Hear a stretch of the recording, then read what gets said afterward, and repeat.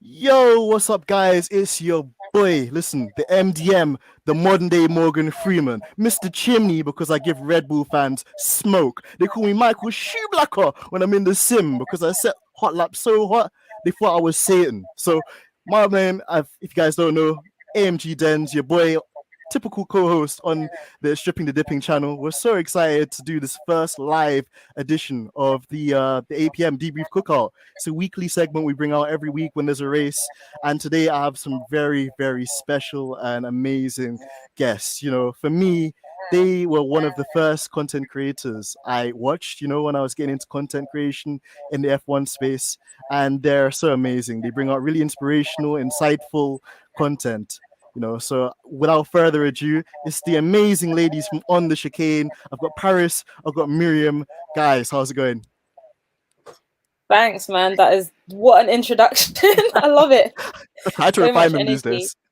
Yeah, I love it. No, thanks for having us. And obviously, like, we see all of the kind of like the sim racing that you do, the track tours, I guess, with your cars. And it's just amazing that you and Jorgina have kind of invited us into your space as well. Yeah. Anytime, guys, anytime. And Marium as well. Give us an introduction.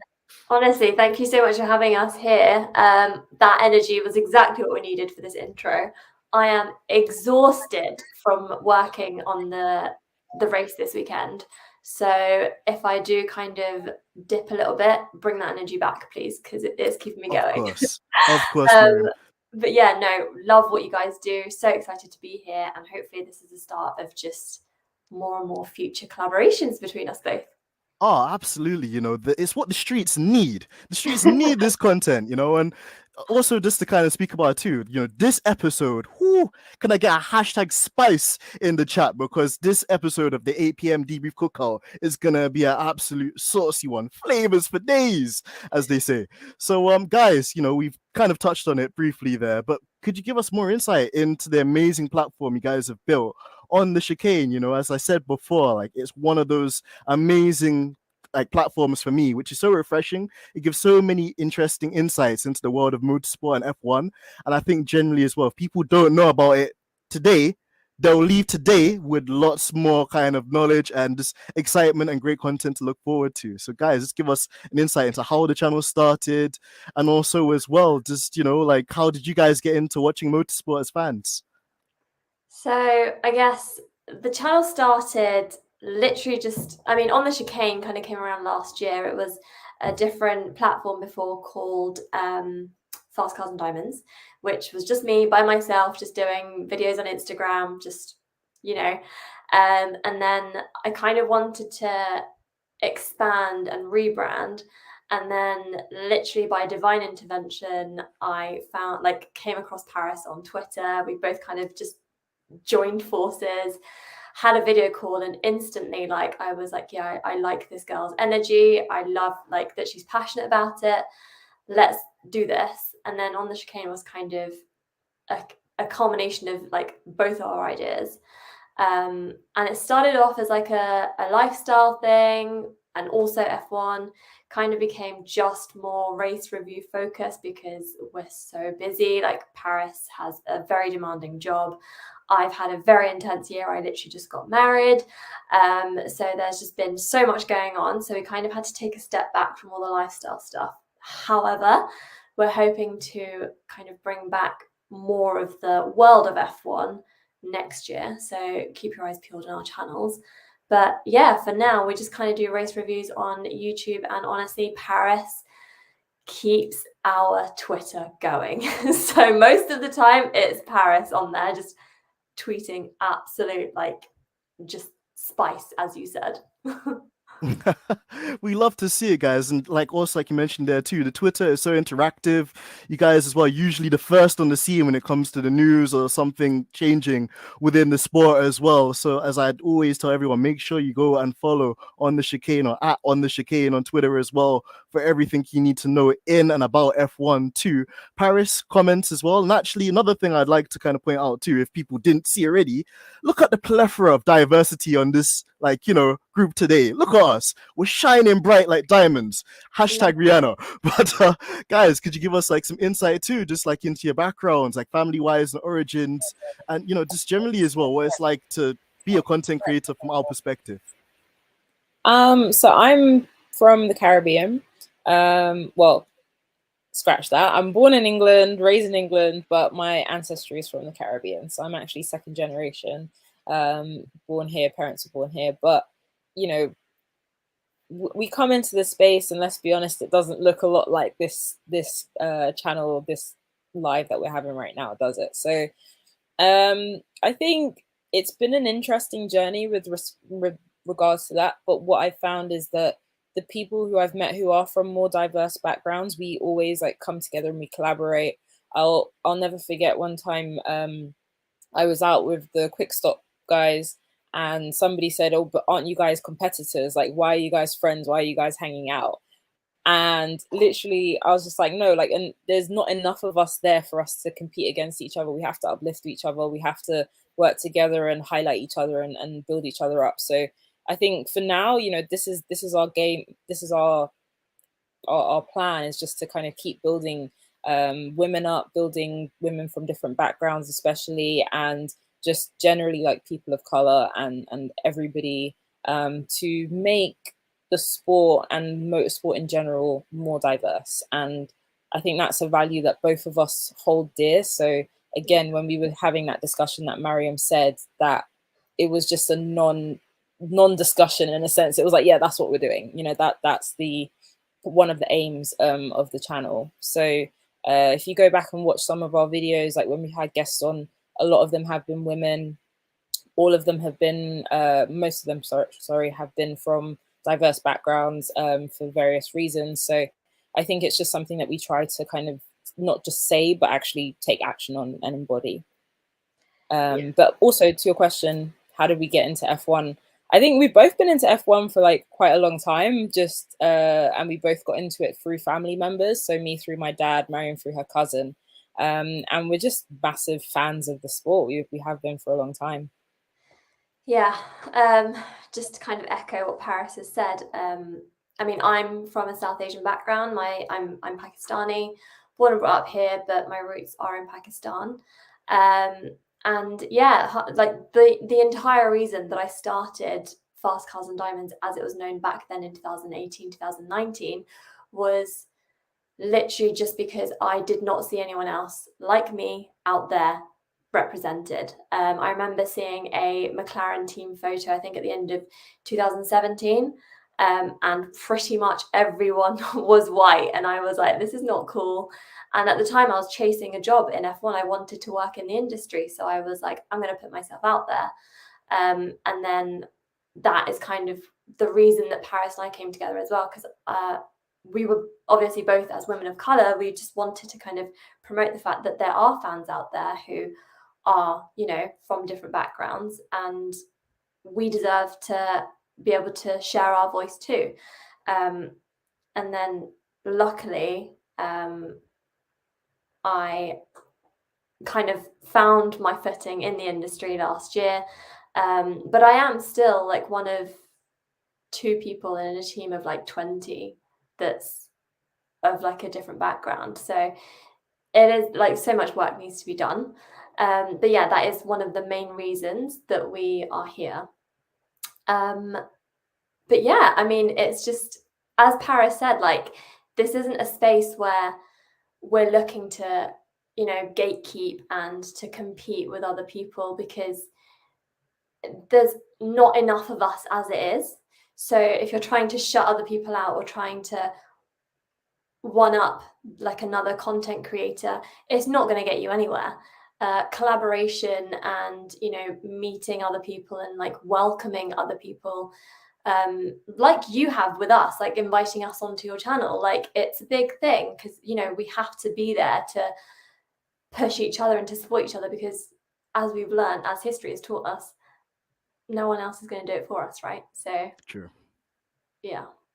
No, I absolutely agree with everything you guys said. You know, and to me, it's like gospel in my ears. Like I'm listening to Kirk Franklin on a Sunday, because you know, to hear this from you guys is so reassuring. And like you mentioned as well, there's always been a lack of our faces, you know, in these places. And the work that you guys do, it really does extend to a demographic of people that don't usually get a voice, don't usually get representation.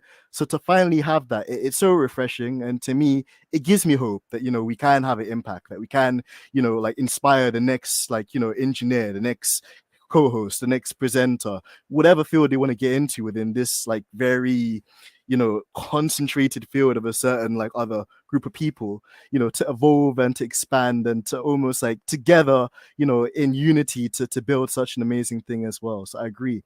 Now, whilst we're here, we're going to go through a couple of comments and say hello to a couple of the subscribers as well. So we got Mr. Blag, my favorite other co-host. He's like James Bond, man. I love this guy. He's amazing. Shout out to F1 Black. He's one of the goats. We've got Rittik inside here as well. Yo, my guy, what's going on, man? I hope you're good.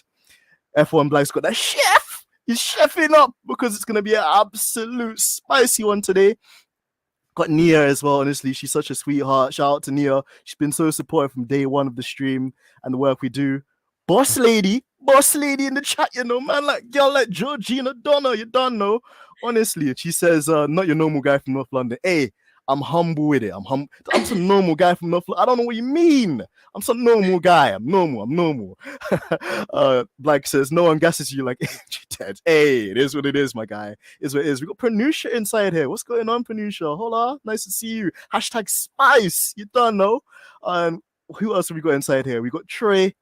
Genuinely, like there's just so many awesome people inside here as well. I see the hashtags, so keep those up as well, guys. And yeah, just hashtag budget drift.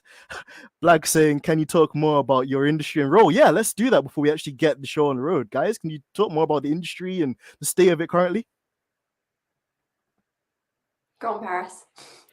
I think that's a question more about like actual, it says your industry role, so I think it's more about what you actually do. So just to say, I don't work in the industry at all. I mingle like I work in the industry, but I actually do not work in F1 at all. I just happen to be really nosy and get into a lot of rooms that I probably wouldn't get into if I wasn't as nosy as I am. So I work in the creative space in the industry. I work for an agency, have a few different clients. I do digital things, so like editorial and social media stuff for some of your favorite F1 drivers and one of the teams. So I'm not going to say who, but yeah, there's a lot of drivers out there who are myself and my colleagues, we're the voice behind their accounts, and we post on their websites as well. So I was covering the race for a specific driver this weekend on his website. So yeah, that's pretty much what I do, just editorial and social stuff for drivers and a F1 team. Oh, that's so cool. And we will explore that a bit more later on in the show. But as we've got a menu here, guys, we have a lot of different flavors and variety of dishes to dish out here. So let's start off with the first one on the menu, the hashtag Verstappen scandal. Spice. Let me get a hashtag spice in the chat, because as you guys know, you guys have been following, and I'm going to look at my notes here because I don't want to miss a thing. Oh man, Red Bull are taking the absolute Michael, and I don't mean Michael Schumacher either. Like literally, them guys spent up to 5 million on food. You know, it's crazy. Christian Horner and them, man, they're eating at the most bougie places. Red Bull and all those guys are going to Gauchos. They're going to like Hakkasan. They're going up to all the big restaurants and spending up all the money because they want us to believe that they have reached or had a minor breach of the financial cost cap due to some expenditures relating to just like the amenities, on top of that as well in relation to like catering, and also to do with like staff and paying them whilst they might be at the track or be absent. So guys, something doesn't look right here. The maths ain't mathing, and Max Verstappen sounds like he's capping. That rhymes. What do you guys think just of this whole disaster class and just them being exposed for this? They're one of two teams to not get their certificate for complying with the cost cap.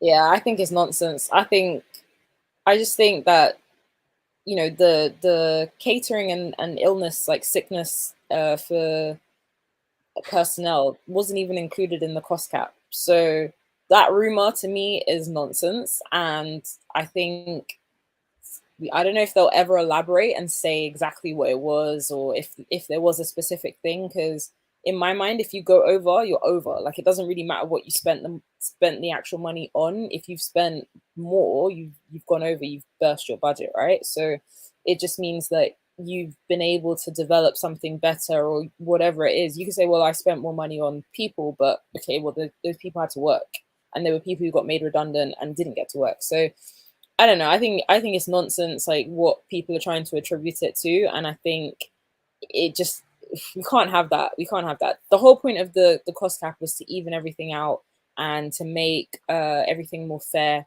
as it could be, because you've still got teams who can never even spend the amount that like the top of the cost cap is. But I don't know. What do you think, Marium? I'm gonna agree with you. I think, sorry, just looking at the comments, my favorite comment here is from F1 Blag. It wasn't the $1 million that we spent on the car; it was $1 million that we spent on the mignon, which is so true. You can't pinpoint where you have spent that money. Like, you've gone over as a whole. In regards to like what their penalty should be, I feel like I was saying on our own channel that because this is the first instance of this happening, especially with the new gen of cars and this whole new era of Formula One that we're in, I feel like we kind of have to see what the penalty is going to be from the FIA and then use that as the example for future issues whenever this happens. I feel like I can't say that it should be a specific points reduction or like it should be like a fine or something. I feel like everyone gets fined as well, and it just doesn't really do anything. So unless you're Haas and you have no money, Red Bull can just keep spending. They're a massive conglomerate. So I don't know. The whole thing, like everyone's saying, like the math ain't mathin'. It just doesn't make sense. And why is it that Red Bull were the only team that actually couldn't follow the rules and stay within budget? Like, why? I would like to know why as well. I'd like Christian to get on to Sky Sports and just talk about why. Because don't forget, Maz, it was his interpretation of the rules that might be different from FIA's interpretation of the rules. So he might have interpreted the cost cap budget certificate even differently, and he doesn't even think he's getting a penalty. So right. Well, Paris, the thing is, they don't genuinely seem to get penalties these days, Red Bull. And whilst I'm going to try and give them a bit of bail, but not too much bail, because as I said, they call me Mr. Chimney because I smoke those guys regularly. It's really frustrating, as a fan, because rather than having the action and seeing it decided on the track and just seeing fair competition week in, week out, we just get these politics and scandals. And if it's not racism, if it's not cheating, if it's not something at Red Bull, something's not going on in the right way. It's always quite a head scratcher when you think about the stuff they do. And on top of that, another thing I want to bring up too is just the FIA in their role in this too, and how they kind of deal with it. Because Maz, rightfully as well mentioned that, for the FIA, like, what would the penalty be? Is it a case where they should deduct some points from that championship, which we know already was quite controversial? Or, is it a thing where the FIA have no commercial interest in doing what is morally right, and they'll probably take a more commercial view on it and maybe just give Red Bull a fine? But that's quite contradictory, and it's quite hypocritical, because when Lewis rear wing was 0.2, but I don't think I could see 0.2 of a millimeter, to be honest.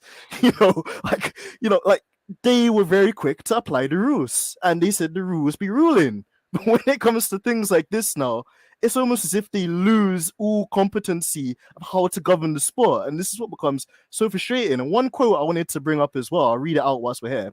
It's from a sports journalist that we had on the podcast recently, Ben Hunt. Ben, if you watched this, thank you so much for joining us the other day. But Ben summed it up perfectly. He said, "It was supposed to be a new era of transparency, but the FIA are failing to disclose details of any minor procedural procedures or breaches of a regulated cost cap. Surely only serves to increase a level of distrust. What do you guys think of that quote? I feel like they took way too long to get to this point.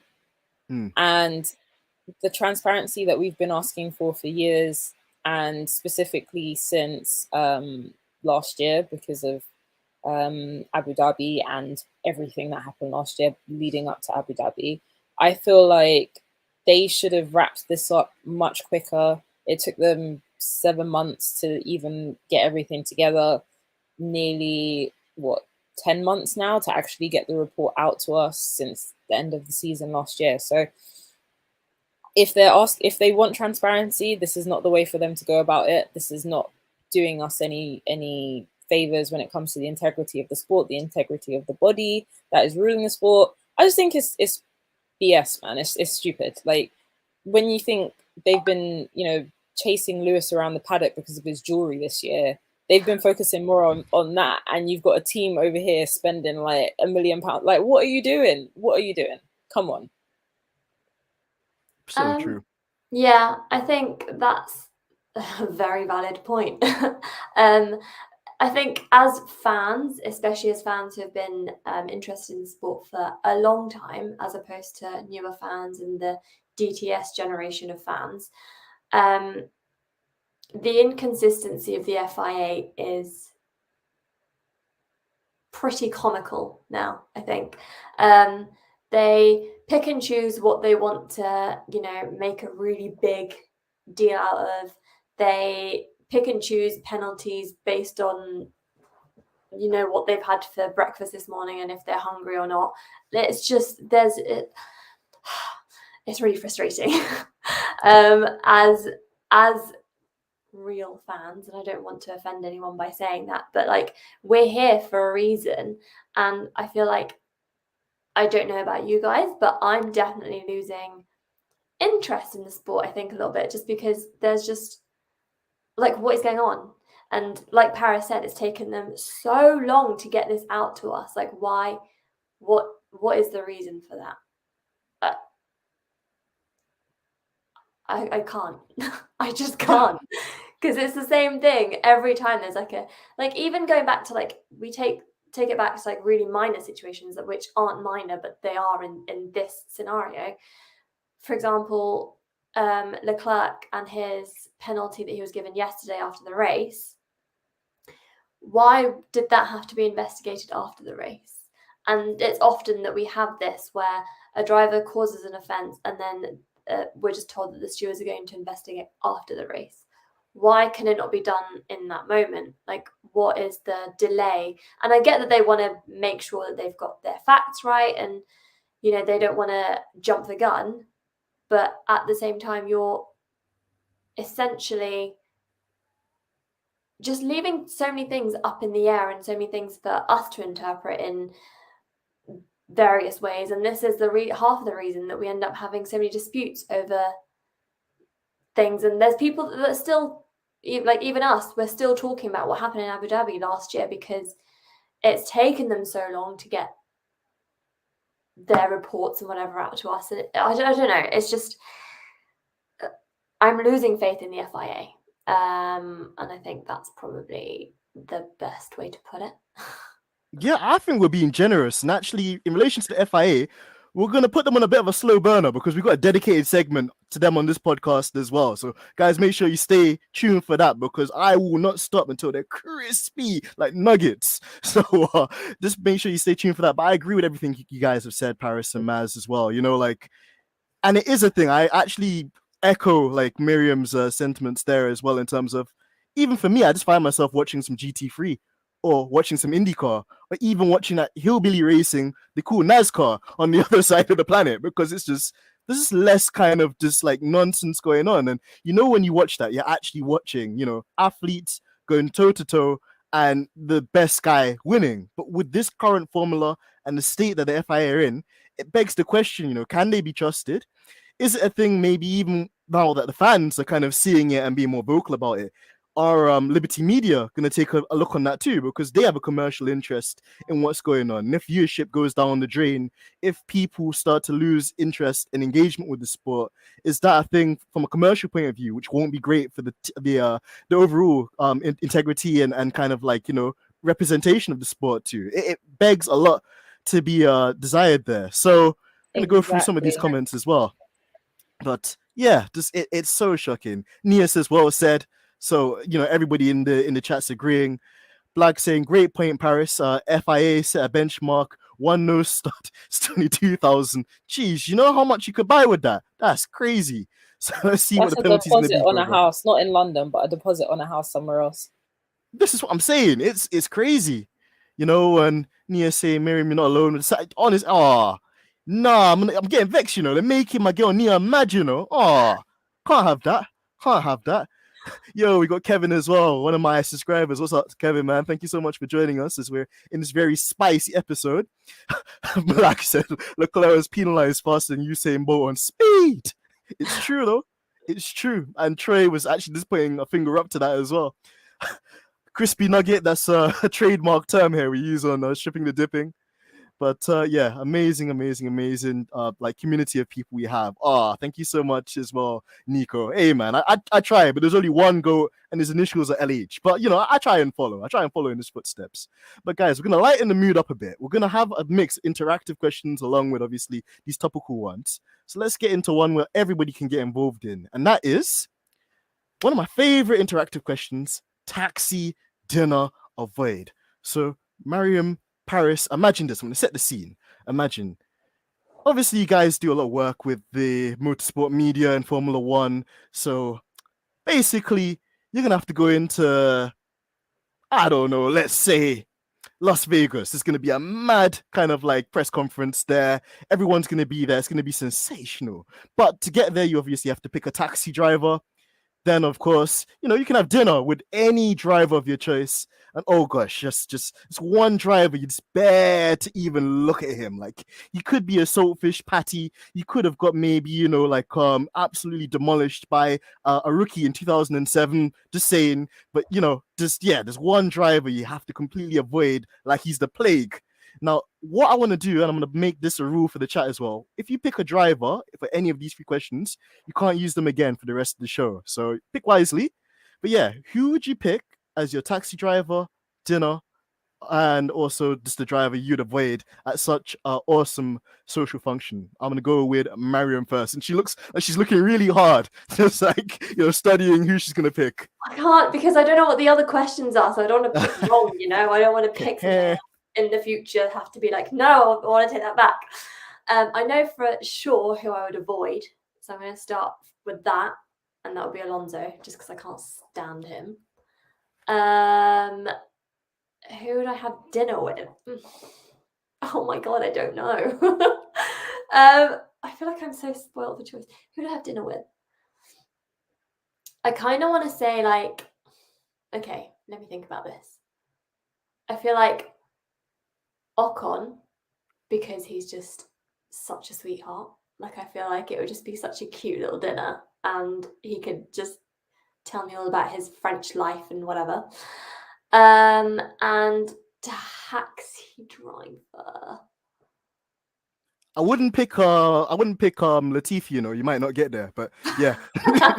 just put it out there. I was literally just thinking the same thing in my head. But Next Paris, thing you know, my guy, spinning out.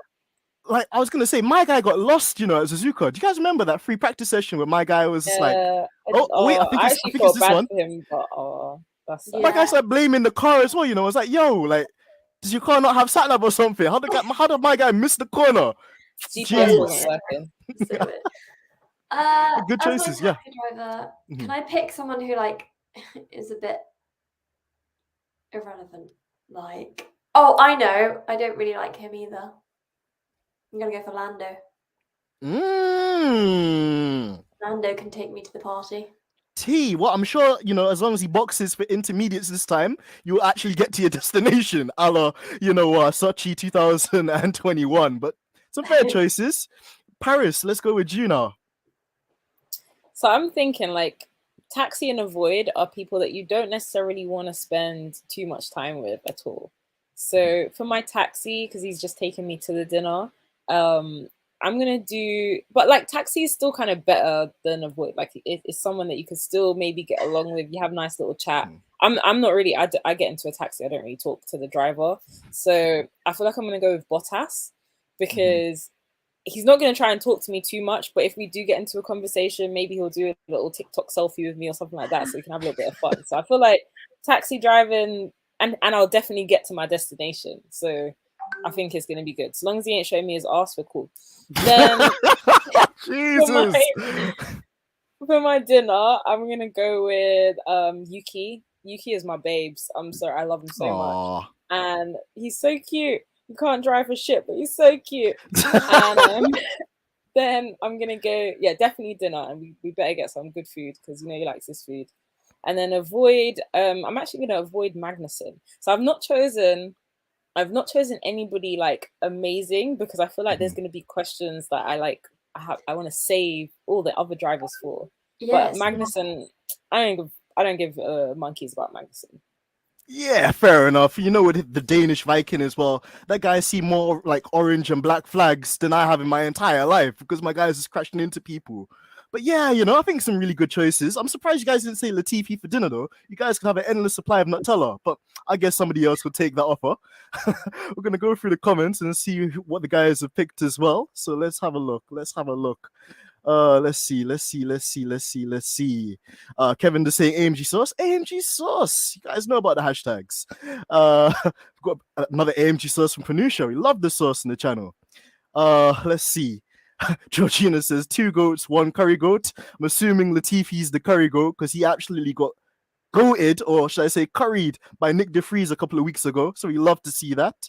Got F1 Blag inside here as well, responding to Georgie. I think Blag's giving us her first response here. So taxi driver Max, because he was speed there and break the highway code, but get away with it. Hey.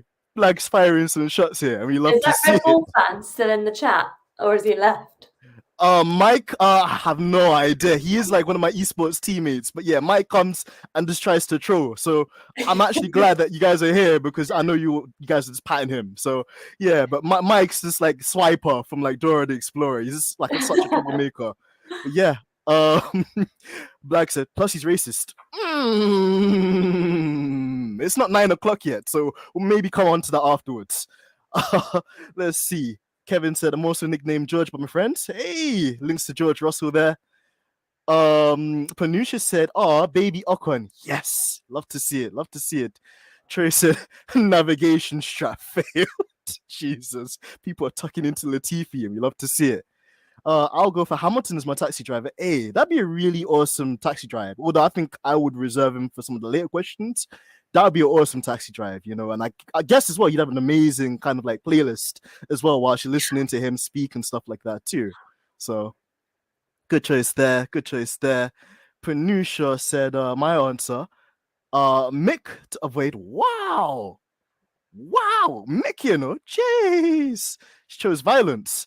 No, I'm reading it wrong. No, sorry. Mick for taxi. Okay, yep. Avoid Alonso. Oh gosh, that saltfish patty. He's so salty. Like he's always making some indirects to Lewis. Like that saltfish patty. No, get that guy out of here. And dinner, Lewis Hamilton. I think great choice. Really great choice there as well. And let's see. Taxi is Lewis. Avoid Latifi. Dinner with George Russell. Yeah, I think that's a good competent choice as well there for sure. Nico giving some shade to Mike as well. Mike the fraud. Jeez. Mike's getting absolutely cooked just on secondhand smoke this episode. But I love to see it personally. Right. So we're going to come back to the interactive questions in a bit, guys. But let's actually get back to some serious matters. Because this one, I can't lie, guys, it's kind of made me a bit sad, and I've labeled this one hypocrisy, ignorance, incompetency, tractors, and the FIA, because when you think about the FIA, there's so many negative connotations, and at this point, like we were talking about earlier, they've become a laughingstock in terms of what a governance should be, in terms of what a sporting body should be, in terms of what health and safety in terms of enforcing rules has been. But guys, I think the big takeaway from the weekend, and just wanted to get your thoughts on it as well, was set the scene, really kind of like tricky conditions in Suzuka. I think anybody could be forgiven for not having the best race there when you're driving in such treacherous conditions. And we know that the intermediate and wet tires, they're not the best, these days for clearing water. Carlos Sainz has a bit of an unfortunate spin. In spinning, miraculously, a couple of guys get through and avoid to hit him, which is great. And then the really sketchy and this bit that had me just like grasping was they put a yellow flag out there. Cool. Then they put a red flag out there. But whilst the red flag is out there, there's still cars trying to circulate. More in particularly as well, Pierre Gasly, which has started from the pits because he had like a change for rear wing or something like that. And he's just, driving to come back to the pit lane. And out of nowhere, you just see this huge like tractor on the left-hand side of the track. Had he been a millimeter to the left, had his car aquaplaned, we could have ended up with a completely different scenario. And then just to put the cherry on top of the cake, the FIA give him a penalty for dangerous driving when they left a heavy-duty utility vehicle on a circuit whilst cars were still on the circuit. Guys, what are your thoughts? And let's unpack this one.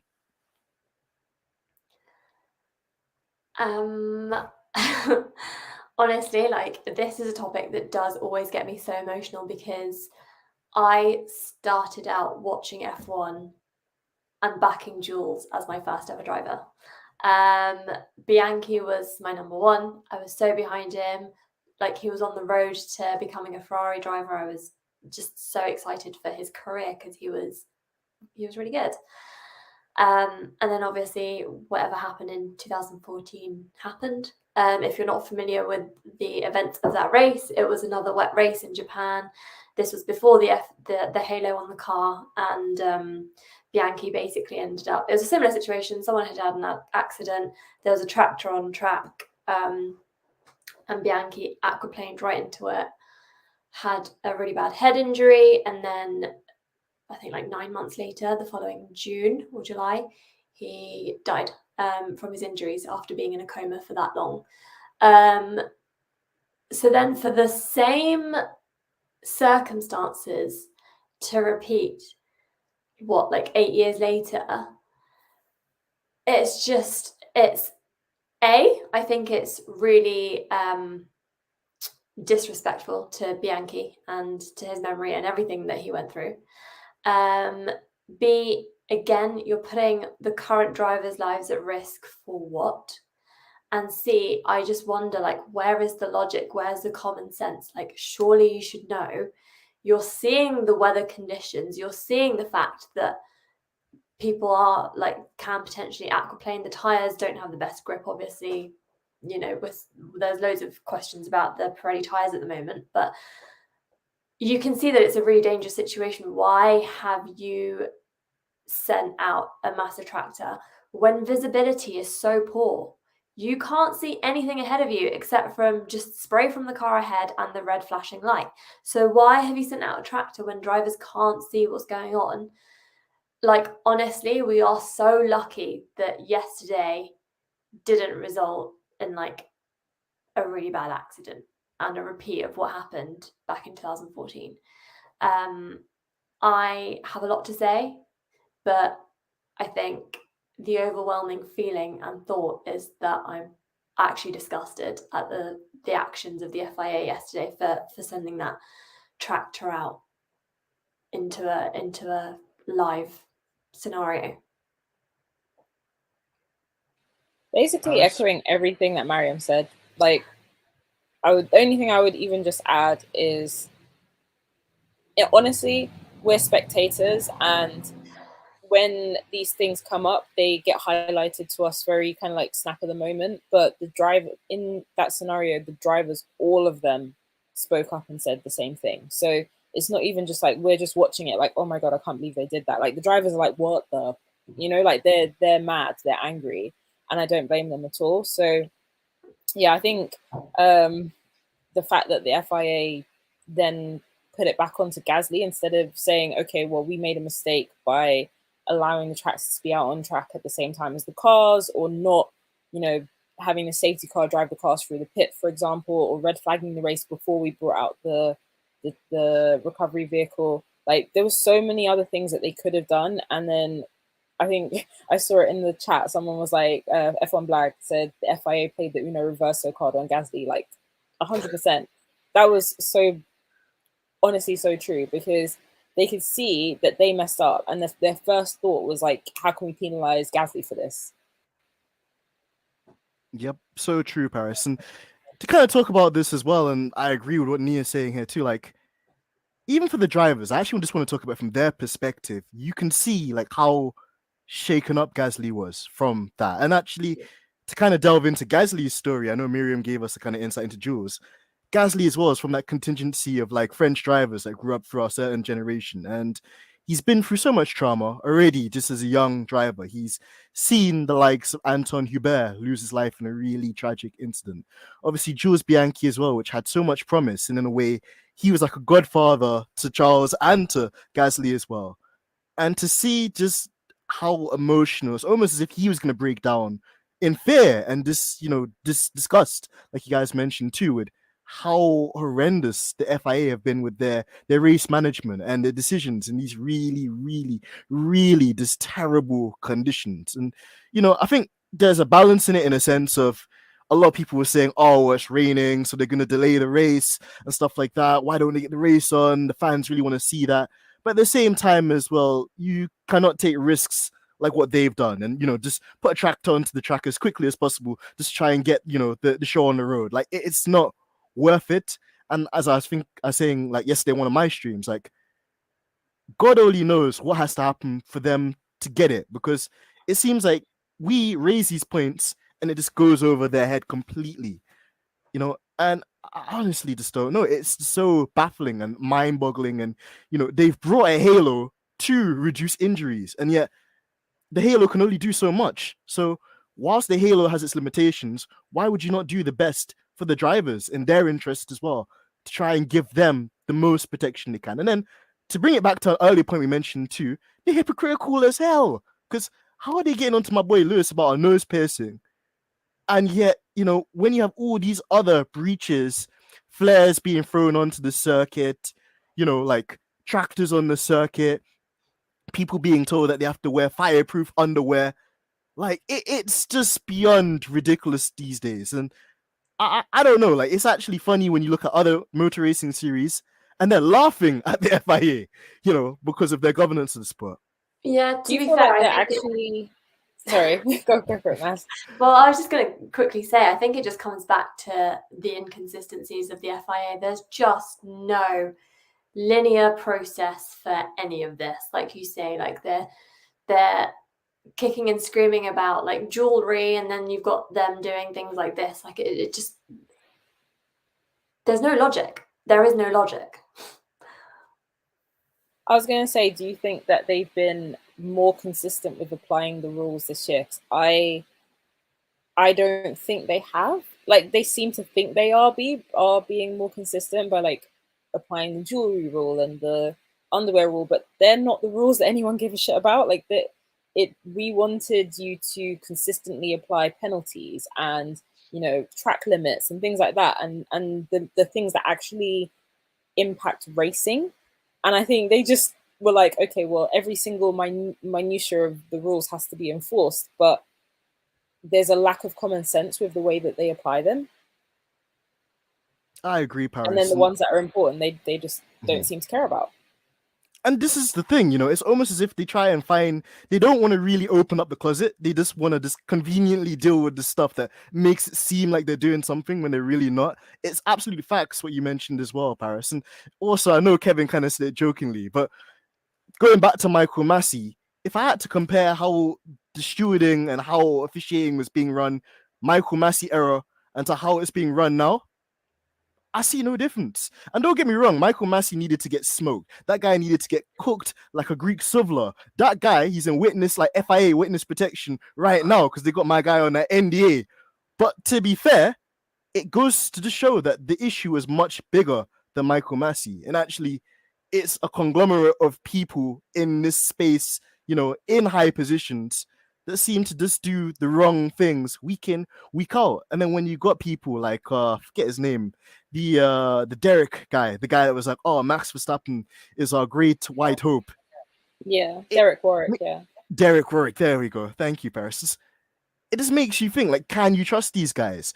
Is this a thing where, you know, if Mercedes or when Mercedes build a competitive car again, would they screw Lewis out of another championship? Would they give drivers the fair opportunity? Is there something that happens behind the scenes where it's a bit buddy-buddy with certain teams and other teams, for example, like Haas, anything that they do wrong, they get slapped with a penalty? You know, it does make you scratch your head a bit and just wonder what's really going on and how, as maybe fans, can we influence stuff, you know? So absolutely, Nia says it's truly mind-boggling, and it really is. You know, and Jorgina as well saying it's the first time seeing the need of having a governing body to govern the actual governing body so they can do the shit right. Absolutely. Facts. We got Blaggers are saying slap the like button like Will Smith. Just do that. We need it for the algorithms. So make sure you guys do that. Which option is better, Georgina says, of the worst options? Ferrari strategy or FIA governing? Jeez, that's a tough one.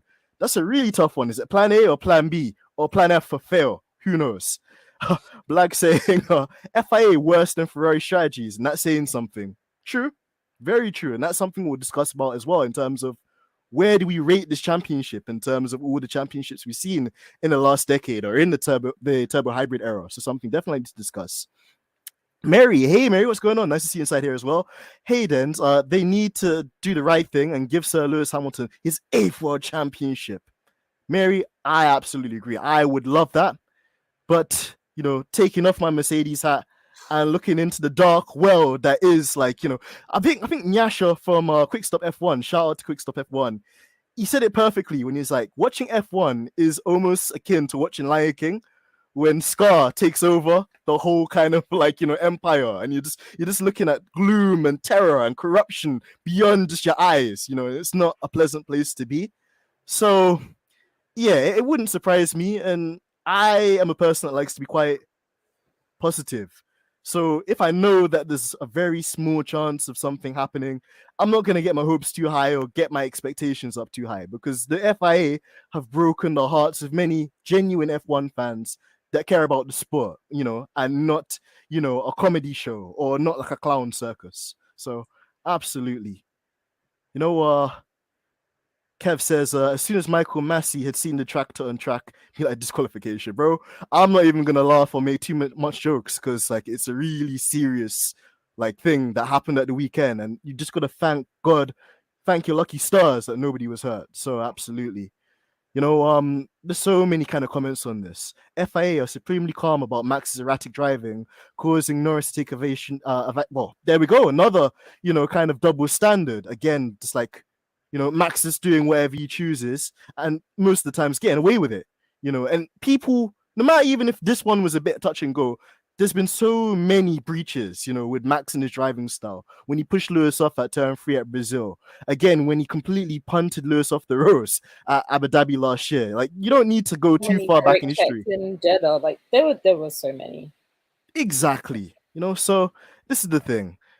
FIA living on borrowed time. It's true. It's true. You know, the FIA, I would say they're in the mud, but at this stage, they're just in quicksand. Like, they're beyond just like below the ground right now and dead to a lot of us in terms of what they can offer the sport.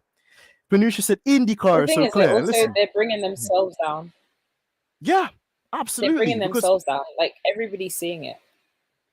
It's so true, Paris. And this is the thing, you know, when they release that diabolical, that disastrous monstrosity of a report in light of the Abu Dhabi findings, they promised us a new day. They promised us that they were going to have VAR. They promised us that they're going to have an independent body looking into things. They promised that they were going to be on top of things. And they've been shy of all 3 of those marks. So when you do look at other kind of series, I agree with Panusha. I think they're very clear. Mary said, I think it was wrong the way the FIA dealt with Gasly. And it was at the same point in the track where Pierre's godfather lost his life. Jules, rest in peace. There we go. You know, we mentioned this, and this how psychologically that can affect a driver too. You know, and we're gonna touch on Aston Martin because I know you guys have a nice affinity with them. But Uncle Seb as well is also, I'm gonna miss Uncle Seb, you know, sticking it on these guys and telling them how it is, because he's one of the guys always speaking up for the rights and the truths of the sport. And I feel without his presence, God only knows where the sport and its direction is going to go in the future. So absolutely crazy. Let's go through a couple more of these comments before we change to the next segment. I also have another thing to say about the Silverstone GP. During the flag, there was a protest on the track. There we go. And this is the thing. I think that also you could put on the organizers and them trying to contain the fans. But of course, yeah, the FIA have to look at stuff like that too. That could have been really, really dangerous. No, Jorgina said, I mean, for God's sake, it's a traffic policeman asking cars to drive whilst asking other side vehicles to come forward at the same time, and then find the drivers for actually listening to them. This is what I mean. It's so hypocritical. You know, agreed. Just crazy, you know? Absolutely crazy.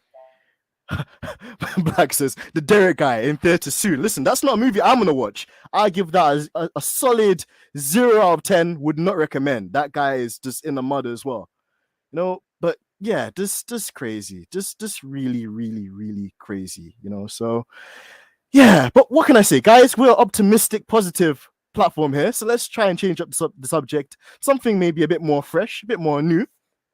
I'm gonna go with directions. So Paris, Marium.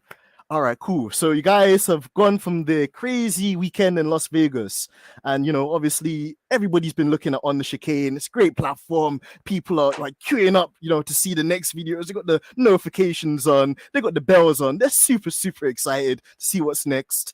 And the guys at Liberty Media say, Maz, Paris, we want you to be the creative directors of a documentary about a rivalry in F1.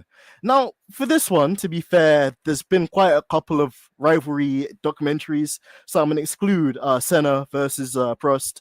I'm going to exclude Niki Lauda versus James Hunt. The Michael Schumacher one briefly touches on his rivalry with Hakkinen, I guess. But either way, aside from the ones I've mentioned, I want you guys to just pick a rivalry you'd be interested in following, and also pick 2 drivers on the grid which you think have a bit of you know, fisticuffs with each other as well. Who would you pick, you know, if you had to make a documentary about a rivalry in F1? Paris, I'll go with you. A historic rivalry? God, I don't know. I must admit, like I know historic drivers, but I couldn't tell you who all of their rivalries are. So I think all the ones you've mentioned would be kind of like the ones that I would naturally just say. The only other one that like really stands to mind is Rosberg versus Hamilton, but I do not need that covered again in any great length. So I feel like we got the ins and outs of that while it was happening. We don't need a documentary of the behind the scenes. It will just be Nico Rosberg like slamming the door every night, crying. So I'm good. I think, again, similarly, I don't think we need any more about Ricciardo and his chase for a consistent seat. I think that's a rivalry that we can put to bed now. He has not got a consistent seat and probably won't be in F1 next year. So yeah, that's 2 that I don't need to see. As for one that I would like to see, I'm thinking like, I think it would be really cool to do one between rookies. So I would have loved to have seen one maybe between like Tsunoda and Zhou, for example. Can I say Tsunoda? Because I said Tsunoda already for one of the questions. I don't know what your rules are. I'll let that one slide. But I would like to see like a rookie season, kind of a real in-depth look at a rookie season in F1. Yeah, I think that'd be a great kind of angle and perspective to capture as well, Paris. I think, again, when they're filming, you know, Drive to Survive, that is an element I think they miss a lot. And there's so much to unfold with that too, because everybody acclimatizes into F1 at their own speed and comes in at their own level. So to see how that play out and how drivers learn, adapt, you know, bounce back from unfortunate kind of instances or mistakes, I think is something I'd love to see as well. So 100% behind you on that one too. Marium, your turn. Let's go. First of all, I think Paris's rookie idea is really interesting. I think that could be, it'd be really interesting to have a look at that and see how, because there's a whole load of new gen drivers all from the same kind of friendship circle. So yeah, just kind of seeing how that pans out. Maybe the whole Lando and George thing, because their fans go to each other's throats all the time. But I think I'm going to twist it a little bit. It's not like major, like, punches and, you know, like really intense on camera rivalry, but I think it would be really interesting to see, just because I love Seb, but I also love Charles, just to see what kind of happened in 2018, 2019, as Seb kind of went from being like a top driver in Ferrari to the number 2 as the new guy came in, the rookie, and what forced like Seb out of the door with Ferrari. But then also similarly with Ricciardo, and I guess what has happened with him in McLaren. So with Ricciardo and Lando, just to kind of see what's been going on behind the scenes of that, and how Ricciardo went from being like a really top driver with so much potential at Red Bull to kind of his downfall, and then everything that's happened behind the scenes at McLaren, and McLaren basically just picking Lando as their number 1 and kind of forgetting about Ricciardo. I think that would be really interesting to see, because it's not so much, like I say, like fisticuffs. It's more like a bit of a mental game for these drivers. So yeah, I think I'd twist that question a little bit and maybe look into those 2 scenarios. 3 maybe, if we're looking at Lando and George as well. I think those are some great suggestions there, Maz. And like you mentioned as well, the whole Norris versus Ricciardo thing. I know in DTS they briefly, just a smidgen, kind of looked into it. But like you said as well, I think a more full, in-depth look at that would be incredible. Because with Daniel Ricciardo, I always feel conflicted, because you've got a guy that's so likable, you know, and he's very easy to market because of his happy-go-lucky nature. But then when you look back at his career, I think in the future, people are gonna ask a lot of questions. You know, was he right to run away from Red Bull when he was gonna be in a team which was at some point gonna challenge for a world championship? But then that dynamic of them supporting Max maybe over him, because Max was the new kid, and you know, the guy that they wanted to support because he could potentially have been at one stage the youngest world drivers champion, was that a thing that played on his mind, along with the reliability issues they had at Renault. You know, so then he goes to Alpine, or what was Renault at that same time as well. And you know, I actually love that kind of era with him and Cyril and the banter and stuff like that as well. But again, he just seemed not too interested in that project. And when McLaren came forward, and I always call him Zach Knight, because almost to me, Zach Brown's almost that one kind of boss that goes around like trying to give everybody those death row record contracts. And he's like, you're gonna sign for me, you're gonna sign for me, you're gonna sign for me. He's just everywhere, you know. But I think when we first looked at that, we were like, yeah, that could be a decent move for Ricciardo. And then, like you mentioned as well, Miriam, it's just like I feel that they haven't given Daniel Ricciardo maybe the support he needed to get acclimatized with the team. But honestly speaking, and as much as it hurts me to say this, you got to beat your teammate.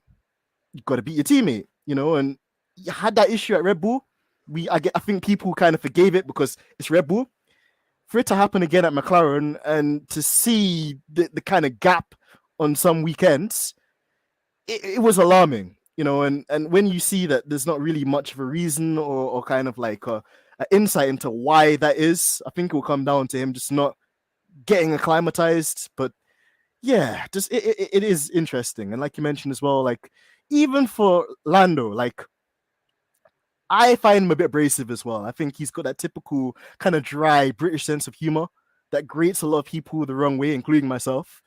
And yeah, just like he doesn't seem like the sort of person that you could share ideas with or build a team with. It always seems as if he wants to be number 1, and you know, he's so stiff. Yeah, I agree with that too. Like he's just I think people say that George is stiff, but I think Lando is more awkward. George at least will talk to you and he'll like elaborate and he'll engage with you. Whereas I feel like Lando can be, he either makes everything into a joke, or I don't know. I wonder what he's like when he's working hard, like trying to learn how to train and all that kind of stuff.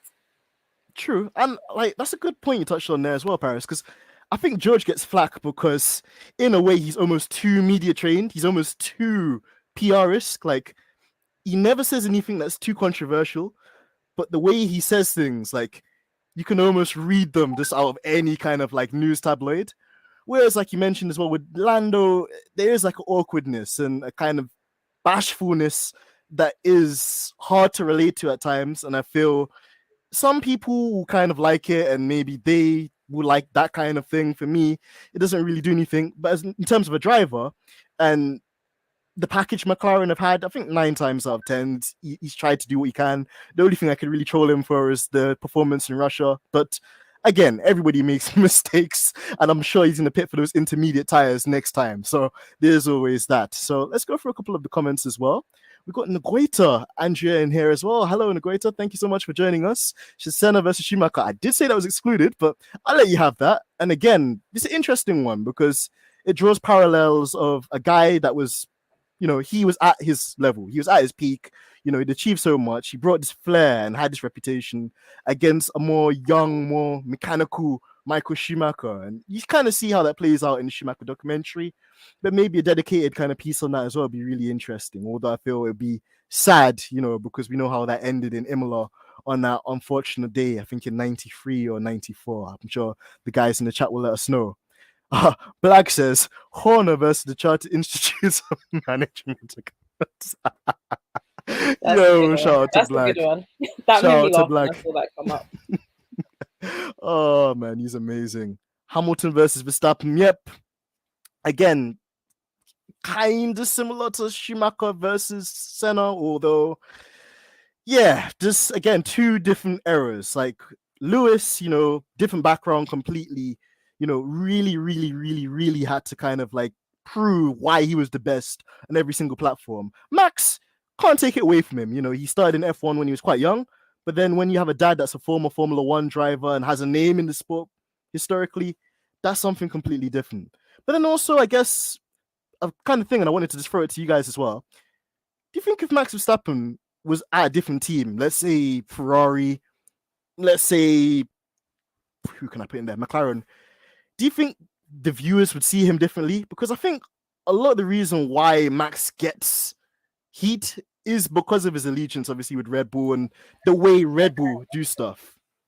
How do you guys see that? I definitely think I would see him differently. I don't know about anybody else, but I think I would see him differently.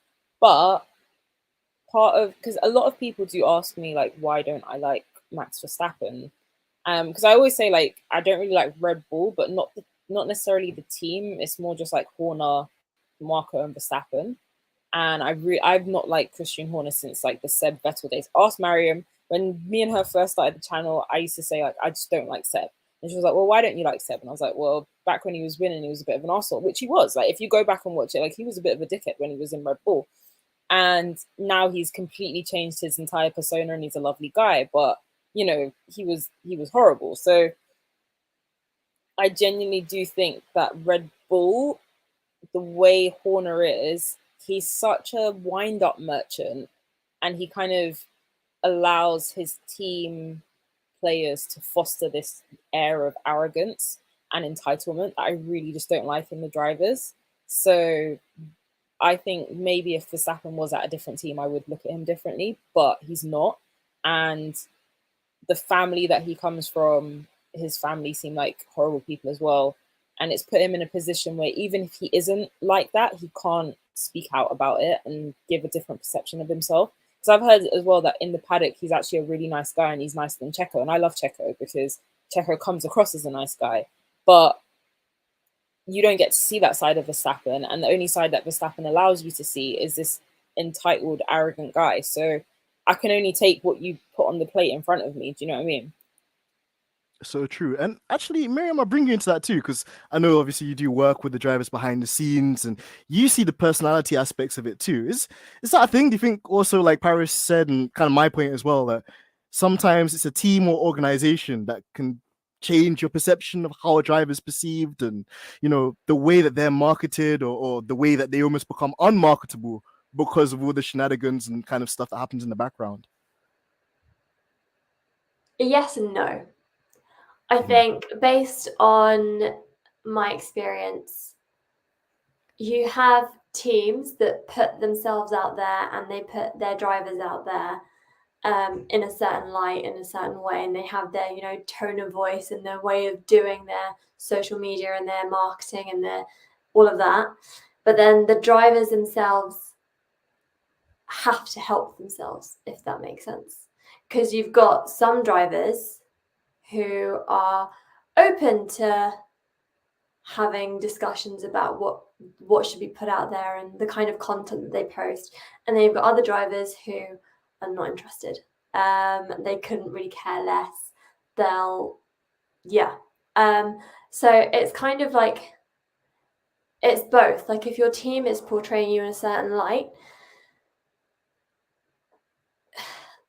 I mean, no team is going to show their driver as a bad driver, right? Or as a bad guy, but there is a certain way of speaking about your drivers. But yeah, you have to remember that the drivers themselves are brands separate from their team. And I think that this is something that I could talk about for ages. But I think a lot of the time we get really confused with the fact that like there's drivers that are part of a team and you think that, I remember there was an example of Ricardo earlier this year and he did some interview and McLaren didn't post about it or something. But then I was like, okay, well, you have to remember that Ricardo himself is a brand away from McLaren. He's raced for XYZ team. He's not just tied to McLaren. He's tied to McLaren at the moment, but all of his press commitments and everything won't be like all through McLaren. They'll be through his personal brand and through his personal team as well. So yeah, I mean, yeah, drivers have to be willing to help themselves as well, if that makes sense. Yeah, I think it does. Yeah. And yeah, I don't know how much. I mean, sorry, I'm looking at this through like a marketing social media lens, but if you look at Max Verstappen, obviously he's portrayed in a certain light because he's got the umbrella of Horner and Marco like above him, and you know they're kind of dictating things, and then Max is kind of like their golden boy. But then if you look at Max on Instagram, for example, and you look at him away from Red Bull, he doesn't come across as being that guy. But you because of the perception that you've got of Max, when you look at his Instagram, you're instantly just like, oh, if you're not a Max fan, that is. But look at him away from the Red Bull brand, and he actually comes across as a pretty decent, fun guy who likes to just have a normal time with his girlfriend, go out, do things. So, yeah, I don't know. No, I think that's a really interesting take there, Miriam. And again, it's nice to get that perspective too, because obviously it's just us as like fans in the comments. It's one of those things you always think about, but then to get insight from somebody like you that's in the industry and to see just how that also makes you perceive people is really interesting. I think a more conscious thing that some teams try and push, whilst you mentioned some just it doesn't bother them, and it's either you take the drive or you leave the drive or whatever the case may be, but something that's definitely evolving with the landscape as well. So yeah, very interesting, really, really interesting. But yeah, just one of those things. So let's try and get through a couple more bits of the show, guys, because we've got quite a few bits to kind of get on with. Let's just see. So the next one I wanted to do with you guys is pick a hot lap circuit and driver. So again, you guys are gonna go out to a really cool kind of track day. You guys can pick any driver and choice and track of your choice.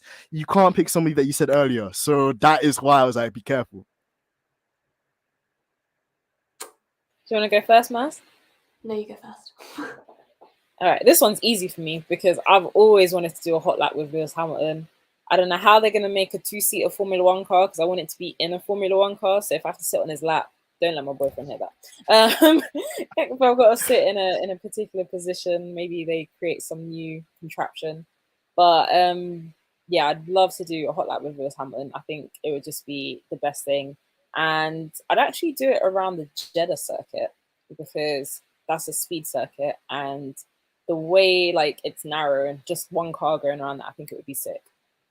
Yeah, great choice. And like you mentioned as well, I mean, when the Jeddah circuit came out, I think it raised a lot of questions in terms of this infrastructure and whether or not we'd see overtaking. But just looking at some of the quali laps we've seen, there's always on the margin and always just like fascinating to know who's going to get that fastest lap. And then with Lewis as well, needless to say, geez, I think even I would just be in a sweat and probably just be screaming like, girl, like behind as well. So I think a great choice. Miriam, who would you pick for your hot lap circuit and driver? This is a tough one for me, and I'm kind of in between Lewis, but I think I'm going to go with Seb, just because Ooh. A, you knew it, didn't you? Yeah. A, good conversation. B, I love him. C, he is rapid in a hot lap. Like, I know all the drivers are rapid in a hot lap, but Seb, like, is just on another level where he kind of almost doesn't care, and he's kind of just a bit reckless, but it's fun. And circuit, this is a tough one. And I feel like this is a boring answer that I'm about to give, but Silverstone, just because I think it's a good track. I know there's like controversy around it, but I like Silverstone as a racetrack, and I've always wanted to do my own lap around Silverstone. But also, I'm just thinking about a video that I've seen, I think, of Seb doing a lap in a car in Silverstone, and I've just got that in my head, and I just would love to have that experience with him. So yeah, I'm going with Seb and Silverstone. Spectacular choice. I see that Mary said, where was it? I'm sure Latifi versus a wall. You know, that's a very goated combination there. Like, I agree. Just you can't go wrong with Latifi and a wall. That's just like, you know, it's like chicken and chips, you know, salt and pepper. They just go hand in hand. So shout out to Mary for that too. And then actually kind of to segue it a bit, because we mentioned, you know, the legendary Seb Vettel. Guys, it was really emotional to see his like final race at Japan, and I guess he felt that way too. There's lots of kind of questions and talk about that.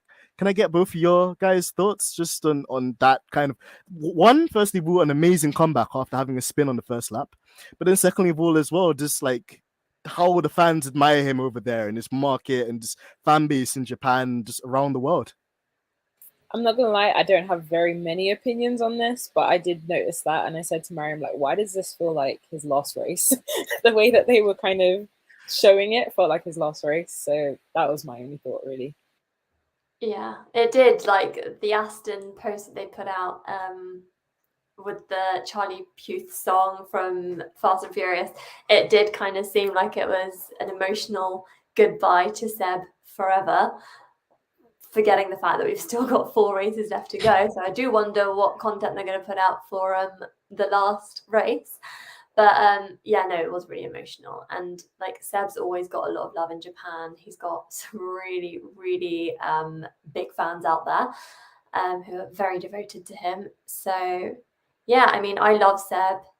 It was emotional, but I think, you know, great drive from him to that photo finish as well with Alonso, like, and to come ahead of Alonso as well. Like, I think it was just a great, great race. And I'm glad that he got that experience as his last race in Japan, because we all know how much Japan means to Seb.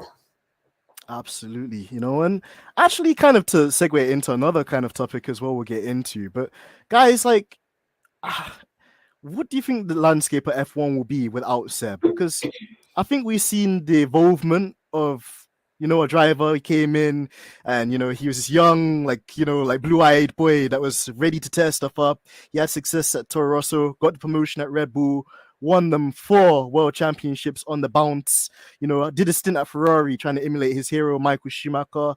Didn't quite work out for him, but still, you know, we got some really interesting, you know, races between him and Lewis during that era.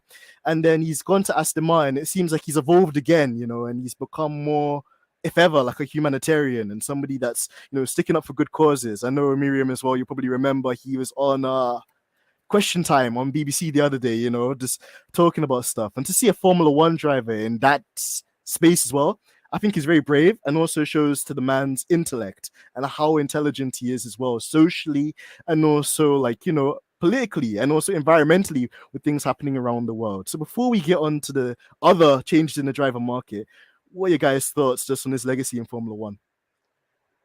I've always maintained, and I think Paris and I have spoken about this a few times, I think when we lose Lewis and Sebastian in this sport, we're not going to have much left.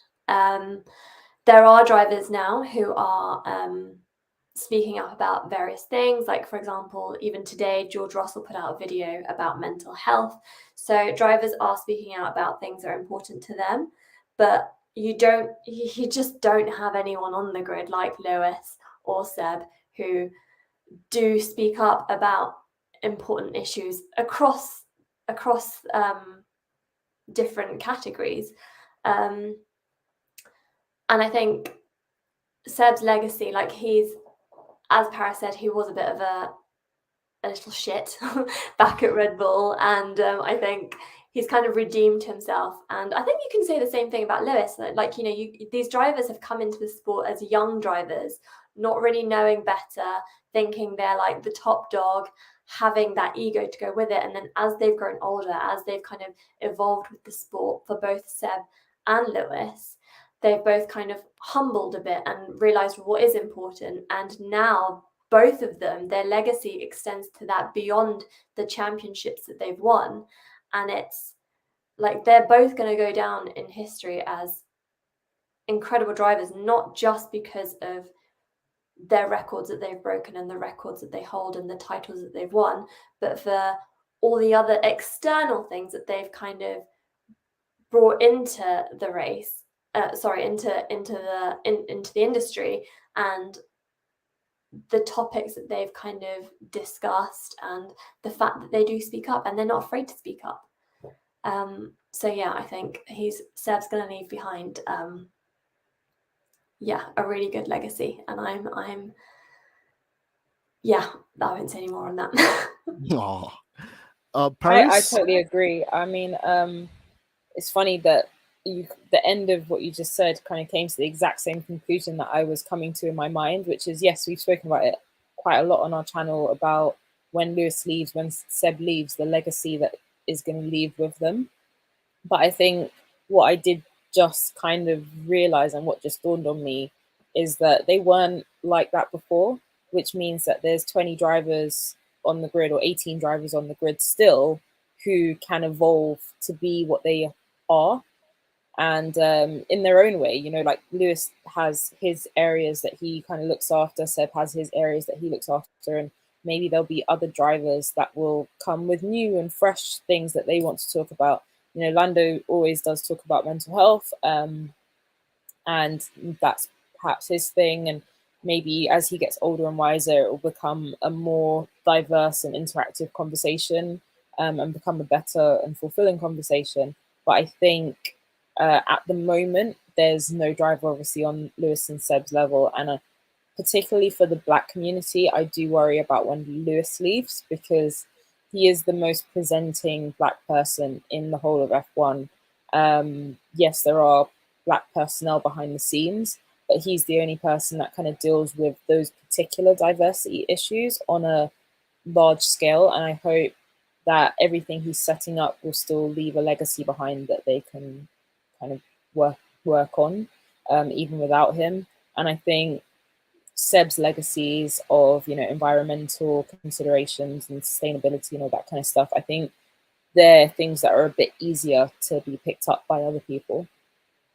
Absolutely there, Paris. And I echo your sentiments a lot in terms of like Lewis's position and who, well, I say take the baton. No one can replace Lewis or the impact that he's had, but to take the message, you know, and to take the lessons and to take the things that he's trying to improve within the sport and the landscape that he's basically catalyzed in a sense too, as to who will play that role. And I guess time will tell, but yeah, it's a really interesting time just to see how that'll play out. And on the topic of which in a new era, Bo Tiffy has been dropped from Williams as of next year, since Nick De Vries has got that AlphaTauri basically joined, which is great, which is left Pierre Gasly to go to Alpine.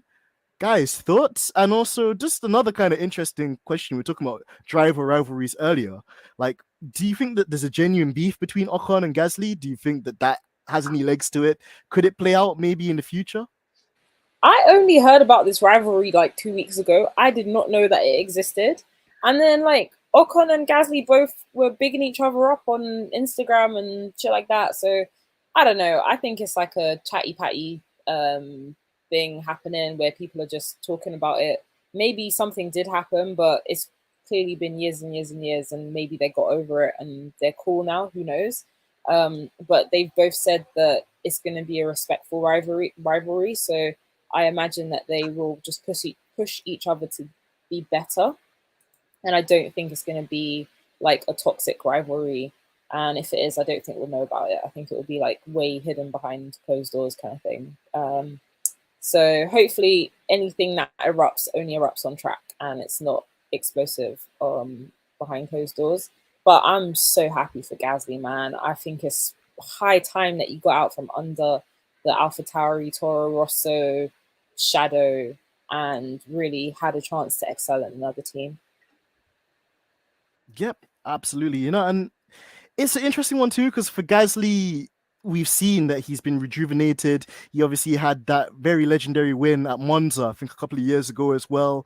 And I think just like you're saying as well there, Paris, there's a consensus that he's being held back, that basically like almost like, you know, hashtag free Gasly. He was just like, man was just stuck basically in the Red Bull prisons. And finally, man's free at last, in the great words of Martin Luther King there. So yeah, it'll be great to see him get like a new lease of life, hopefully at Alpine, French team as well. So we know that also plays a role in how driver and manufacturers come together. And also as well, like I think, like we've discussed as well, these generation of drivers, I think they're getting a bit older and they're getting a bit more mature. Ocon, like you guys mentioned earlier, seems like a really lovely guy, down to earth, you know, humble. And Gasly as well, you know, he's been through a lot of hardships in such a short period of time. So I think that builds you as a person and gives you, like, you know, life experience and how to deal with certain circumstances. So that's definitely true. The next topic, whilst we come to the conclusion of the show almost, is rating Mr. Goldie Boots, Max MV0, MV1, MV2. You let me know in the chat, guys. How do you rate this championship for Max Verstappen? Because on one side, if I take off my Mercedes hat like Niki Lauda, he's done what he had to do. Races where he shouldn't have won them, he's won because he was more consistent and his team made better decisions than Ferrari, which was the only competitor. That is kind of a stain. Of course, as well, you've had a lot of allegations, a lot of speculation, a lot of question marks around the legitimacy of this championship. You know, first with the Flexi 4, then, of course, with this cost cap thing that we discussed at the beginning of the show. How do you rate this championship for Max? Do you think you could put up there with like the number of race wins he's got with Seb in his kind of era at Red Bull? What do you guys think? And I'll probably put up a couple of the comments as well whilst you guys give your answer on this one. I think no, you go, Maz. I think I went first last time.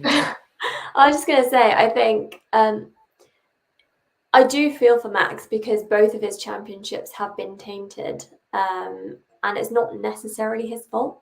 It's not like like I say, he has actually been in a league of his own this year. He's driven consistently. He's driven hard battles. Yeah, there's been some iffy moments, but you know, we're bound to call those out because we just have a bit of a thing against Red Bull. But in terms of like his driving and earning that championship, I think, yes, he has. He's been far ahead. He's done really well. In terms of like how it's been tainted, again, I think going back to what I just said, I don't think Max is necessarily to blame. I think you know, the flexi floor thing and this cost cap thing, like those are like, Max has nothing to do with the budget of his team and how it's spent. Like he's not going to know all the details of that. So let's say, I know it won't happen, but let's say the FIA decide to deduct points from his championship from last year. Like that wasn't his doing. The overspending and stuff, that wasn't really him. And then again, the things that have happened this year, like it's not him necessarily, it's his team. But then that being said, you can't separate driver and team. Like Max and Red Bull do go hand in hand. So I don't know. I think in terms of both the championships, yes, this one is a bit more fairly earned in comparison to last year. but I don't know. I don't want to just be on the Max hate train and just say like, no, he shouldn't have these championships. But they are tainted, and that is because of the way that his team has handled things and the way that his team has done things. So, yeah. Fair. Absolutely fair. Paris, did you want to add anything to that? I think I agree with Maz, like everything she said. He drives well. Max is a good driver. I have issues with some of the things he does when he's driving, but this year he hasn't had to do that because, let's be honest, Ferrari only had a very competitive car against the Red Bull for the first few races. And, you know, I think a lot of people were like, he started off with an underdog car. He didn't. He started off with the second best car on the grid, let's be honest. So he's had a competitive car for the entire season. They weren't on the back foot or anything like that. They literally just started off the year with a slightly, a couple of hundredths of seconds off the pace. It wasn't like a massive difference. So I think he's dominated this year. And for that, kudos to the guy. Like, I can't be salty and be a hater and be like, he doesn't deserve this championship because of last year. The issues that I might have with everything surrounding Abu Dhabi and the lead up to Abu Dhabi, because I think I look at last season as a whole season. I don't really just think like, he messed up in Abu Dhabi, or, the FIA messed him up in Abu Dhabi. There was a lot that happened before that led to that point for that to happen. So I think for me, he has a legitimate championship this year, and it's a shame that both of his championships have been like kind of sullied, because as a driver you don't want that. Do you know what I mean? Like, both of his championships have a tiny asterisk next to both of them. So I think for him this year, that's like unfortunate. And last year, maybe it's karma for last year, who knows? I don't know. But I think that they should have wrapped up everything, as we were discussing earlier. They should have wrapped it up a lot earlier in the year so that he could have actually just had this championship as a full-blown championship, which is what he would have deserved, because Red Bull made the best car. Yeah. Paris, I think we were spot on the money with that. And I love you guys in the comments as well. I saw Blag's kind of comments there too, which I think absolutely fair. But yeah, just one of those things where when we look back in the history books this year, I think it's been a disappointing championship in terms of what it could offer us. But ultimately, yeah, Mercedes didn't quite have the car to give Lewis the opportunity. Ferrari as well just had a howler, and that's probably a segment for another show we'll do. But yeah, not the most exciting championship, but got to give credit where it's due. So there is that. It's like, how do you rate it? Because it's not rateable. Do you know what I mean? Like, it wasn't to me a full championship, but he deserved what he got. Yeah. And I think that's a fair analysis. I don't think we're being too harsh, but at the same time, it's true. There has been so much controversy and so much this kind of things, which we're still trying to get to the bottom of now to understand the legitimacy of the performance and what we've seen across the year. So it's only right. And guys, I feel so sad because we're coming nearly to the end of this show.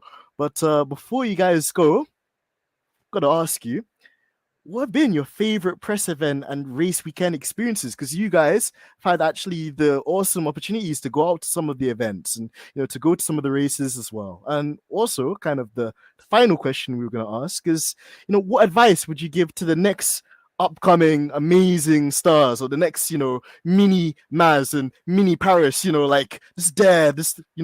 Aspiring to be as awesome as you guys and ready to put some amazing unique content out there as well. I guess I'll start off. Favorite press event and race weekend experiences. That's tough. I think Paris and I we've had the opportunity to attend a few different Motorsport UK conferences on like diversity and inclusion. And I think, given that we both started this channel because that's a topic that's really important to us, and we're trying to, elevate voices of colour within this space, I think those are really insightful. We got to hear from some really cool people, got to meet some really cool people. So I think those have been really interesting, and hopefully there's more of that to come, and we'll actually document it properly, because we've been a few times and haven't actually spoken about what has been said. But yeah, there's a lot of work going on with Motorsport UK to try and elevate diversity and inclusion within motorsports. And I guess another highlight was, I guess, Paris and I going to Silverstone for the first time together last year.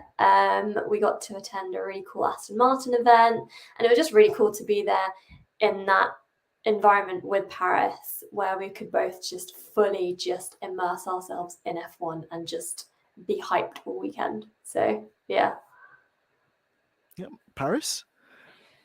Yeah, I mean, so I've been to a whole bunch of races since I was probably just a bit older than a teenager, like later teen years. And when it comes to like press events and things, like Mariam said, we've been to a couple of the Motorsport UK ones. I got to go to one in Alpine headquarters. That was pretty cool. Shout out to just like the Motorsport UK team. So they have a racial diversity team. Joshua Bengembe, the young driver, his dad, Mike, is the head of the diversity team. There's a lovely woman called Barbara who's also on the team. Sophia, who is a marshal, is also on the team, and a guy called Jai, who you might know as Wavy Dynamics, and he has an amazing YouTube channel where he kind of talks about all of the different tech stuff side of motorsport in general. So I think, like Mariam said, just like meeting those amazing people who are pushing things forward, getting to talk to Catherine Bonmer, who's the head of the W Series. She kind of gave us a lot of mentorship tips and you know, how to push what we want, our values forward. So it's a real shame actually that the W Series haven't managed to find funding, because she's put in so much work. And when you hear like the battles that she's had to do behind the scenes with the FIA just to even get the sport to where it is, I think it's a real shame. We always try to like engage with them as much as possible, and I encourage everybody to, because we always complain that there's not enough women, you know, drivers out there, and you've got a formula that's set up just for women, and people don't want to support it because it's just for women. I just don't understand the contradiction there, and it really, really annoys me. It's not going to get better and get to the place that we want it to be if we don't support the people that are there now.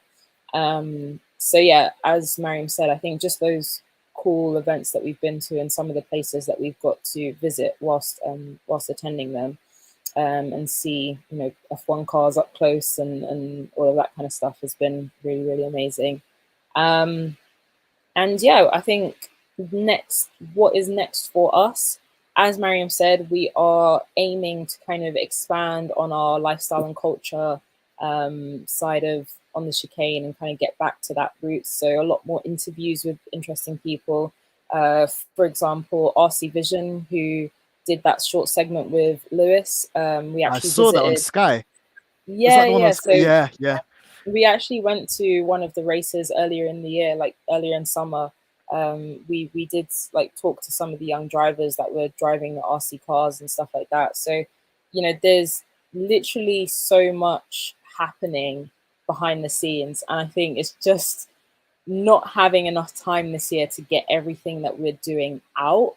So next year there's going to be a much more focus on getting that information to people who follow us and getting you guys more connected with so much stuff that's happening in the motorsport generally, and then specifically stuff that's happening in F1. So true. You know, and sorry, Mariam, as well, like it's intriguing, you know, and I think that is one of many kind of aspects of the On The Chicane platform that I really endear and I feel so important, you know, for the direction of the social media content and actually just the way we consume it as, you know, listeners as well, because there's so much to learn and so many things happening behind the scenes that, you know, troubles, adversities, obstacles that, you know, women, people of color have had to face for such long periods of time. And to get an insight into it, to learn what's actually being done to change it, I think is a key aspect of our development and learning as people as well. But Mariam as well, yeah, could you kind of like, talk on that, and also just advice, just, to our young listeners out there too that have aspirations of being as cool as you guys? I guess just to kind of echo what Paris has said, like it's such a shame because we have actually done some really cool things, met some really cool people, spoken to some really cool people, but we just do not have the time to actually post about it. Like I said, I got married this year, so I've been so busy with all of that, and now I'm just settling into my new home and blah blah blah. Paris has got a million other things that she's doing as well, so we're both very busy people. So On The Chicane is literally just like a side thing that we really try so hard to keep going, and hopefully like we'll be able to knuckle down and get some of that content out to you guys next year, because as we've said, like there are so many really cool, interesting things happening on the side to promote diversity and inclusion and to get people of different backgrounds into the sport. And I guess just on that, and like my advice to someone who's trying to get into the industry, I won't lie, it literally took me 4 or 5 years to get my foot in the door. I can't tell you how many times I had rejection letters and how many times I broke down in tears, how many times I second guessed myself and thought, am I not good enough? How many times I second guessed myself for being a woman of color. And that's saying a lot. But obviously, like when you're going up against several different people for one role and you know that you're good enough, but you're not getting it, you do kind of start to question everything and your mind does run wild. So if there is anyone out there who's applying and trying to get into, F1 and they just keep getting hit by rejections, like it took me 4 years. And I don't know how I kept going. I don't know. I think it was honestly just my friends who pushed me, kept me going with On The Chicane, kept me going with just my passion and my determination. It can be so demotivating when you get so many rejections and you're trying to, break into an industry that isn't fit for you. There is a door that's closed to you and you're trying to get that door open. It's so difficult. And I know how, because obviously I've been through it, I know how heartbreaking it can be. But the only thing I can literally say is just don't give up. That you have to believe in yourself, because the minute you lose that faith in yourself, you're not going to get anywhere. You're just going to give up and you're not going to be able to, see past all these things that are hindering you from getting into the industry. But keep that faith in yourself. Believe that you are actually good enough. And eventually someone will notice. Like I say, I started On The Chicane because I thought there aren't enough people from diverse backgrounds doing this kind of thing. And it was just a platform for me to put myself out there. I was doing different forms of media, trying to show that I can do X, Y, Z. So this was like a passion project on the side to try and get me into F1. At the same time, I was networking on social media, not even in person, just on social media, networking with people. I had my other full-time job going, so I used to work in fashion and interiors. So that's actually my background. But just building up on that experience and then literally just applying, emailing people, just saying, hey, if you've got any volunteering opportunities, if you know of anyone who's looking for anyone, I can do this in my evenings or on the side. People do listen and people are willing to help. There's so many amazing people in the industry who will take your CV and keep it and then pass it on to someone when the relevant time comes. And that's basically what happened to me. I contacted someone, didn't hear from them for a whole year until they were like ready to, get me in, and then I got into the industry. So I know it's so cliche to say this, but literally just keep on going. It's so basic, but it's just the best kind of advice I can give, because it can be so difficult to try and break into this industry, especially because it's so small and there's not enough jobs for the amount of people applying. But if you really want it, you will get there.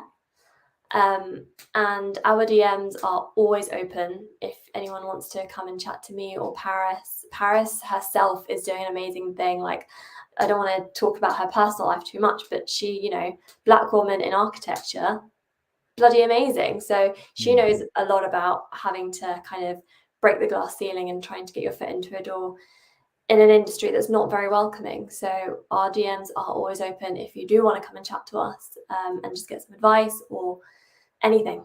Just we're very welcoming.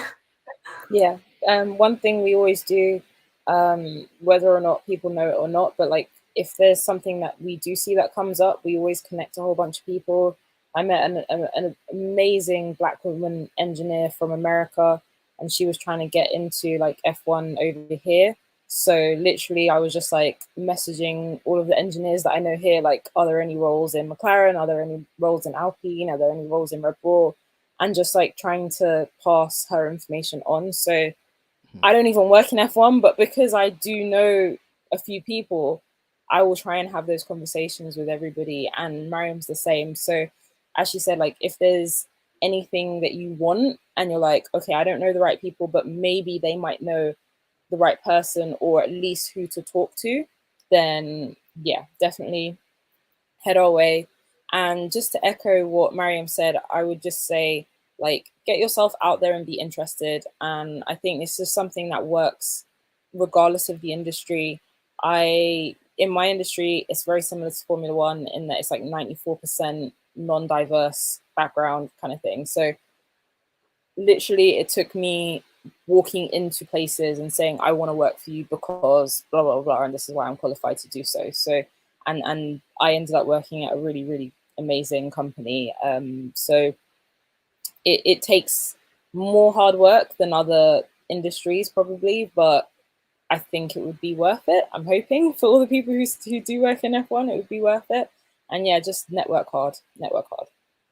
Absolutely. Great solid words of advice there, and it's just so insightful and valuable as well, you know, for everybody listening out there too. And Miriam, Paris as well, just like you mentioned, I think you guys are the embodiment of this hard work, determination, dedication, and both you guys have genuinely hearts of gold. So, you know, when you guys are already there practically, and for you guys still want to give back to the community and to include people and to give people a landscape where they can have a career, you know, in the same world as well. I think it's really beautiful. It's touching.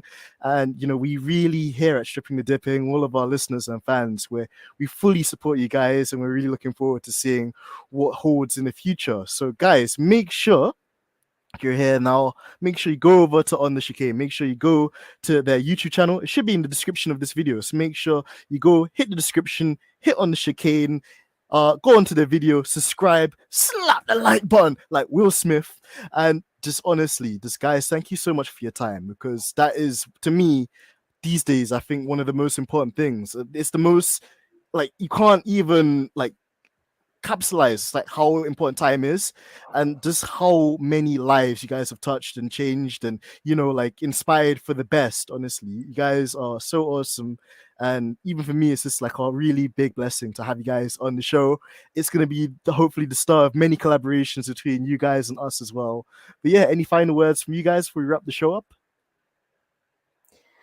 Not really. Just thank you so much for having us on. It's been so fun, and I've loved all the comments coming in from everyone. You've got some really, really great subscribers. But yeah, no, this has been fun, and hopefully we do get to do it again sometime soon. Oh, thank you. Yeah, definitely. Thanks so much for having us. I'm really annoyed that this doesn't have a way of like chatting in the comments as well, because if you watch the video back, it's just me like staring at the corner of the screen and laughing. It's because I'm reading all the comments. Shout out Mary, I see you, and everybody else. Yeah, see Mary, shout her out, and everybody else in there. Like, honestly, it's just nice to kind of connect and have a bit of time to chat to everybody and be about and show our faces in a bit more of a social setting. Oh, absolutely. You know, and everybody behind the scenes was really looking forward to this episode, by the way, guys. Like, they're so excited about you, you know, and even for new people that might not have come across the work that you guys do, I think now they're going to be more than inclined to, you know. So big shout out to you guys. Keep the amazing work up. We're so proud of you. And also, I'll take this moment out as well, you know, on the topic of the followers. Thank you guys as well for joining us here on Stripping the Dipping. You know, like, we started this channel at the beginning of the year. Our founder, Jorgina, Donna in the chat, the boss lady, was here, and she had such a big idea. And she's making her dreams become a reality, and it's starting to materialize into something bigger and bigger week in, week out. So to see her vision grow for the channel is amazing, as well as another woman of color too.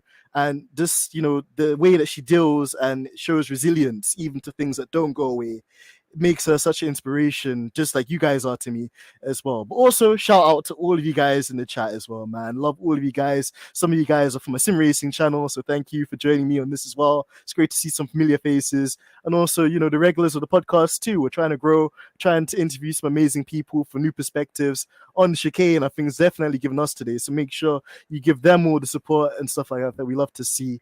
And yeah, guys, we're gonna wrap up this stream. It's been your boy AMG Denz, and I've been joined by the amazing Paris and Marium from On The Chicane. So make sure you check them out. Make sure you like, share, subscribe, all the generic stuff the YouTubers tell you to do. Do it. Do it for the van. I ain't gonna do it. Do it for the... I'm joking. I'm not gonna dance.